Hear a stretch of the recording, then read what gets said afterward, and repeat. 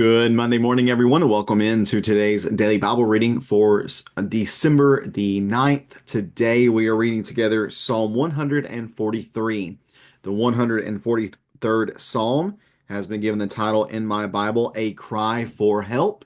We are told that it is a Psalm of David, and as we get into the Psalm, we'll see that David describes this Psalm as a prayer and a plea to God. I believe it would categorize cleanly as a lament, but there are also some who would categorize it within the penitential psalms. I don't quite see that as much. So certainly a lament. Some would argue for some penitence here, some repenting on the part of David, although I don't really see that again here within the text very clearly. But be that as it may, we have another Psalm of David today as we continue to work through these Psalms of David. I believe we have three more Psalms of David this week. Let me double check here. Yes. So this week we'll look at the final three Psalms of David here in this last section of the Psalter. Next week we will take a look at three more Psalms, and then the week after that just a couple to finish up our year of reading through the Psalms and through the Psalter. I do hope that it has been a blessing to you and that you can check that off the list of studies that you have done throughout Scripture. I know there's various sections of Scripture that we can study at a time, whether it be the New Testament, specifically the Gospels, or specifically Paul's letters. Maybe something that we look at next year. Paul's letters, doing a little research on that to see if maybe that could be our read for next year. Just the general letters in the New Testament, or as we did last year, looking through the historical texts. We can also look at the prophets as we've done before. So lots of different sections of Scripture for us to read through on a regular basis for a year's time or so. And I hope that our read through the Psalms has been a blessing to you here in 2024. And we look forward to our read beginning on January 1 of 2025. Again, I will announce that here in a little bit as to what we will be doing. But again, I appreciate you starting your week off with me here. Let me get the text up on the screen, Psalm 143. Let's read along together here in this Psalm of David. A Cry for Help is the title in my Bible. Let's see what David has to say here within this particular Psalm. Psalm 143, beginning in verse number 1, David writes, Yahweh, hear my prayer. In your faithfulness, listen to my plea, and in your righteousness, answer me. Do not bring your servant into judgment, for no one alive is righteous in your sight. For the enemy has pursued me, crushing me to the ground, making me live in darkness like those long dead. My spirit is weak within me, and my heart is overcome with dismay. I remember the days of old. I meditate on all you have done. I reflect on the work of your hands. I spread out my hands to you. I am like parched land before you. Selah. Answer me quickly, Yahweh. My spirit fails. Don't hide your face from me, or I will be like those going down to the pit. Let me experience your faithful love in the morning, for I trust in you. Reveal to me the way I should go, because I appeal to you. Rescue me from my enemies, Yahweh. I come to you for protection. Teach me to do your will, for you are my God. May your gracious spirit lead me on level grounds. For your name's sake, Yahweh, let me live. In your righteousness, deliver me from trouble, and in your faithful love destroy my enemies. Wipe out all those who attack me, for I am your servant. Psalm 143. Here within this psalm, we're not given any specific historical details as to the occasion that might have motivated David to write this particular psalm. We do have within the first section, verses 1 and 2, again, David describes what he is doing here as a prayer and as a plea. We see in verse number 3 and verse number 4 the reasons for this prayer and plea. So let's begin there. Verse number 3, my enemy has pursued me, crushing me, making me live in darkness like those long dead. He says, my spirit is weak, my heart is overcome. Later on, he's going to describe in verse number 7 that his spirit is failing.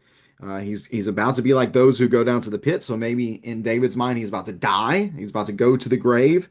Let's see. I thought there was one other thing he said. Nope, that's it. So verse 3, verse 4, verse 7 gives the reasons for this prayer, reasons for this plea. He's being oppressed. There are enemies who are pursuing him, who are oppressing him. He is in a moment of weakness. His heart is overcome. His spirit is failing him. So with David in this particular type of situation, which that could fit a number of situations that David faced within his life, what does he do? Well, he goes to God. He offers up this prayer, he offers up this plea, and David does so on the basis of Yahweh's faithfulness and his righteousness. So on the basis of Yahweh's faithfulness and righteousness, and this faithfulness is not the Hesed that we've talked about so many times throughout the text. This is just a very basic faithfulness and righteousness based upon these characteristics of Yahweh, that he keeps his promises, that he is a righteous God, that he seeks to be right with those who he loves and who he is in covenant with. Based upon that, David has the confidence to go to God with this prayer and with this plea. Now, going to God in this way, asking him to be a judge and deliverer, can be a frightful thing. And that's why David says in verse number 2, do not bring your servant into judgment. Show mercy to me, even though no one alive is righteous in your sight. Even though I know, it seems that David is acknowledging here, he is aware of his faults, he is aware of his failures. But even with that being the case, it seems as if he is saying that what I am suffering here is not a result of some sin. He's saying that my sin, of which he has, again, I think this is acknowledgement of his weaknesses and of his shortcomings, even with those being a reality. David's saying, what I'm dealing with here is not a result of that. This is just wicked people being wicked people. So I come to you with this prayer and with this plea for you to help me as I am weak, as I'm overcome, and as I am failing. Now, why does David feel confidence in coming to God? Well, not just because of his faithfulness, not just because of his righteousness, but because he remembers the things that God has done in the past. The works of God in the past are able to give him confidence in the present and even hope for the future.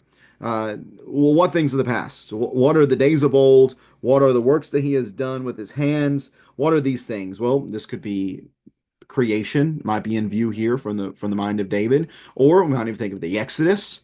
We might think even more specifically about the crossing of the Red Sea. All of these miraculous, powerful acts of God could be the basis for David's confidence.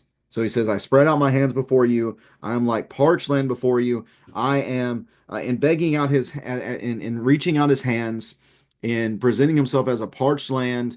He is a beggar needing help. David comes to God with nothing, and says, if I am to have anything, it's only going to be because you give it.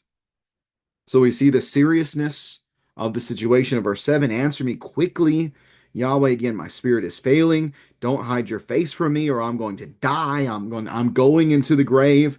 Let me experience your faithful love in the morning, for I trust in you. Reveal to me the way I should go, because I appeal to you. So now we do have that Hesed in verse number 8. Let me experience your faithful love. He's going to mention it again in verse number 12. In your faithful love, destroy enemies. So here we see an interesting concept here about God, and this connects the two sides of God's faithfulness, faithful love. And this is something that Austin talked about this past Wednesday whenever it came to the goodness of God, that God's goodness both delivers the righteous and the penitent and the trusting, but it also punishes the rebel. It punishes the enemy of God and his people. So in your faithful love, let me experience your faithful love in the morning. So perhaps this is like a nighttime prayer. Let me experience your faithful love, for I trust in you.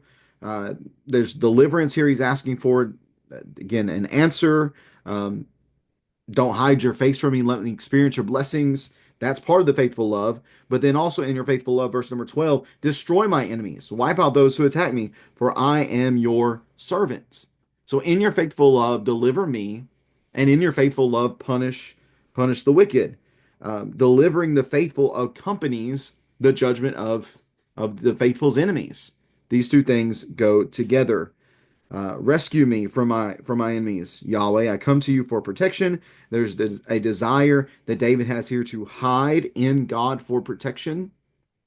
We talked in our read on Friday about the about Yahweh being his protection. Rescue. Back to Psalm 142 And verse number 6, rescue me from those who pursue me. Verse number 5, you are my shelter. You are my shelter. David here again, I guess a different situation, repeats this refrain of you are my shelter, you are my protection. I seek to hide in you. I seek to hide in you. But again, David's doing this on the basis of his covenant with God and God's characteristics of faithfulness and righteousness. But notice that David also here has a keen awareness of what is expected of him as another participant in this covenant. Teach me to do your will, for you are my God. May your gracious spirit lead me on level ground. This is David's portion of the covenant. To be someone who does Yahweh's will, to be someone who walks in the way that he ought to walk and experiences the peace of God because of that. For your namesake, Yahweh, let me live in your righteousness, deliver me from trouble. But again, to do what? Similar to what we talked about on Friday, um, so that I can praise your name. Free me from prison, Psalm 142 and verse number 7, so that I can praise your name. Here, let me live, deliver me, and in doing so, help me to do your will. Teach me to do your will. Help me to do what you would have me to do. Again, David recognizes that he's not perfect, but there is a general disposition in David's life to do what is right. Yes, there are moments whenever he failed miserably, like with Bathsheba and in other instances. But again, whenever you think about just the normal reality of David's life, his normal practice, his pattern of behavior, it was as someone who sought to live righteously before God. So here in this moment, whenever this enemy is pursuing him and crushing him, whenever he is left weak and overcome and failing, when he feels like he is on the brink of death, David only has one direction to which to turn, and that is to Yahweh. He says, Yahweh, I'm not perfect, but I trust you. I trust you and I pray to you and I'm pleading to you and I want to find protection in you. So please deliver me. And in doing so, destroy my enemies, wipe them out. Uphold my side of this, for I am your servant. Again, I trust in you. I believe in you. I submit to you. I throw myself before you in every way. This is the psalm of someone who recognizes that the only hope that he has is to throw himself at God's mercy. And that general concept and principle is very true for us as well. The only hope we have is to throw ourselves also at God's mercy. We can't come to him and demand anything as if we are perfect or as if we are deserving. But as those who are flawed, as those who have weaknesses and shortcomings, we come to him purely on the basis of his mercy. But in doing so, we also come trusting in him. We also come believing in him. We also come submitting to him in every way. As David did so long ago, so must we do as well. Recognize that we are only what we are because of the great mercy and grace of God. If you have any questions or comments about Psalm 143, please feel free to leave that in the comment section below. I do appreciate you taking some time to read along with me on this Monday. Hope it sets you up for a good week. And we look forward to continuing our read, marching toward the end of our read through the Psalter on Wednesday, reading together Psalm 144, again, a Psalm of David. This is titled A King's Prayer. Looking forward to reading that with you then. Take care and God bless.